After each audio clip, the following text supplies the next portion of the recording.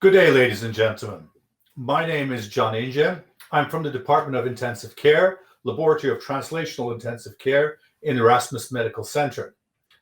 And today I will give you a brief lecture on why I think that fluids promote renal failure. I am a physiologist, and most of the insights that we have received on this particular subject has been obtained not only by animal experimentation, but also by clinical investigation. So let's start. It must be appreciated that fluids are drugs.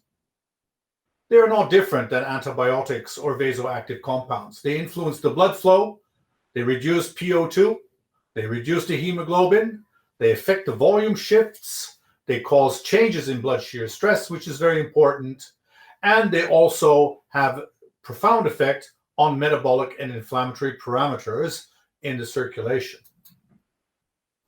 And we know that the more fluids that are given, the higher the chances are that patients will not survive. This is a large study which was done by Paul Merrick and his group in the national database of the United States, showing that that above 6 liters per 24 hours increases the mortality in these sepsis and septic shock patients. And specifically, the kidney is a culprit when giving fluids. This is an early study that has been repeated by many different groups, showing that the more fluids that are given, the higher that the chances are of renal failure and injury. So what is it about fluids that make them such dangerous drugs if used inappropriately? Well, there are many things, as I already mentioned, that fluids do, but two main compounds of the fluids which affect their effect on the kidney are the large amount of salt which are in it, 9 grams of salt per liter of 0.9 sodium chloride, and of course the enormous amount of water which is being administered when giving these resuscitation fluids, causing a decrease in hemoglobin and affecting the oxygen carrying capacity of the blood. That other things happened too was shown by this early study which we performed in animals, in kidneys, done by Tanya Johannes in our group many years ago. And what she did was she looked at the microvascular PO2 here shown with an optical technique in the cortex and in the medulla, and bringing the animal into septic shock, seen here with a reduction in the mean arterial pressure, much as you would see in the clinic, and then providing colloids to resuscitate and provide extra volume. As you can see, providing fluids is very effective in restoring systemic hemodynamic variables, as seen here by an increase in the renal blood flow. But as you can see also, it has a profound decrease in the microvascular oxygen availability in the cortex of the kidney. And if we look at the actual functional parameters of the kidney, which are oxygen consumption per sodium reabsorbed, we see that the tubular cells have to consume a lot more oxygen to reabsorb the kidneys than was before, indicating that these tubular cells have been injured following this resuscitation with Ringer's lactate. And that the composition of the fluids doesn't really make any difference to this effect on kidneys. This adverse effect on kidneys is shown in this particular study, showing that albumin administration too it results in acute kidney injury in cardiac surgery patients. And this has been a study which we did in pigs, the model of which was published in Critical Care. In addition to that particular study, we increased our protocols by administering isovolemic hemodilution.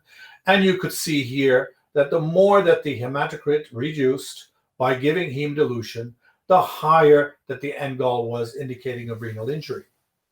Similarly, if we gave the animal hemorrhagic shock and we resuscitated them with crystalloids, for example, you saw too that the NGAL levels also started to rise, showing that the fluid itself was not contributing at all to the to reducing renal injury.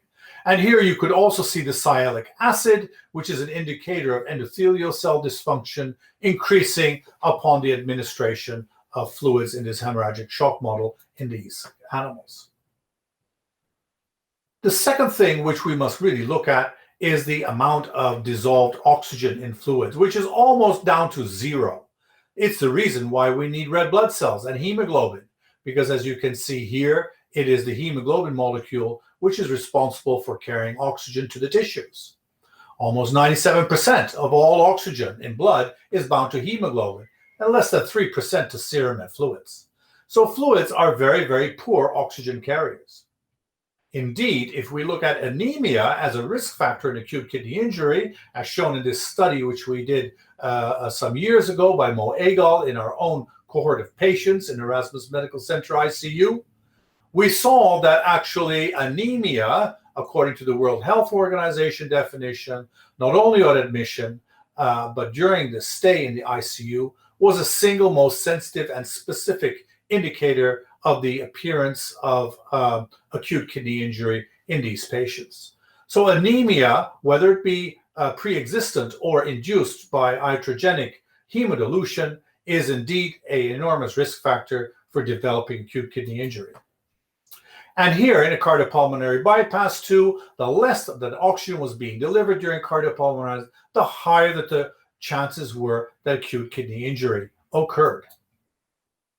And here we see in a study we did in animals that if we look at the oxygen availability on the renal cortex, looking at the PO2 in the heart, in the kidney, and in the intestines, upon hemodilution with albumin in this particular case, we could see that the oxygen started to decrease at a hematocrit of about 9 in the heart, in the intestines around 17 to 18, but that in the kidney already went into oxygen supply dependency at PO2s of around 30, at hematocrits of around 30, showing the kidney to be extremely vulnerable to different states of anemia.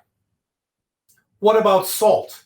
As I said, salt is being given in large quantities in ICU conditions, taking into consideration that 1 liter of NaCl consists of 9 grams of salt. A large number of studies done by the group of Liffert Vogt, nephrologists in the Academic Medical Center in the University of Amsterdam, have looked at the effect of salt on various aspects of the microcirculation and vascular integrity. These they did in healthy volunteers. This one particular published in Journal of Hypertension shows that a high salt diet is associated with increased weight. And as we can see here, the total vessel density in the microcirculation decreases when salt is being administered. In a subsequent study, the authors looked at radioactive albumin, again in healthy subjects, and they found that actually a salt infusion, and we're talking about 12 grams bolus, much in the same way as would be given by giving 1 liter of 0.9% sodium chloride, resulted in transcapillary escape rate of radioactive albumin, showing that these were disappearing into the tissues, and an accumulation of radioactivity in the urine, indicating that the kidneys were also being permeable to these compounds.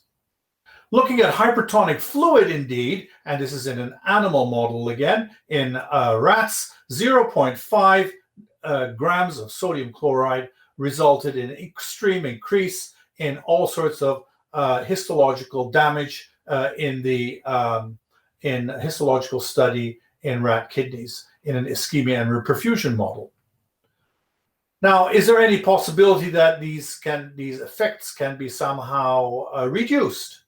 Well, certainly by reducing the inflammatory effects by, for example, administering such anti-inflammatory drugs as N-acetylcysteine, here supplementing a resuscitation fluid, indeed was able to reduce the negative effect of Ringer's acetate and Hess on the kidney, as can be seen here, improving the renal oxygen, the cortex microcircuitry oxygen availability, and as we can see here too, NGAL levels going down, and also fatty acid binding protein, both indicators of renal function showing improvement upon giving anti-inflammatory drugs. So these studies and other studies really support the idea that giving an anti-inflammatory drug in conjunction with fluids might be an interesting therapeutic strategy to ameliorate the negative effects of fluids. What about the oxygen carrying capacity? Well, indeed, in this particular study shown by Lara Zafrani and Bülent Ergin, published a number of years ago, they showed that the microvascular PO2 in the cortex of the kidney during septic shock was really completely ineffectively being improved by giving crystalloid resuscitation. As can be seen here, providing crystalloid resuscitation only provided a momentarily increase in the microvascular PO2, which then went down. Giving blood, however, was able to restore the PO2 back to normal, and also serum creatinine and lactate improving. So, in conclusion, ladies and gentlemen, fluid therapy is indeed a cornerstone of resuscitation meant to correct hypovolemia. However, fluids dilute blood and reduces oxygen capacity, and also provide a lot of salt. And the salt causes endothelial injury and vascular barrier dysfunction, both causing renal injury and ultimate failure. The future would certainly be to look at oxygen-carrying resuscitation fluids with anti-inflammatory properties, and these may be better suited as resuscitation fluids than the presently available salty solutions which are being used.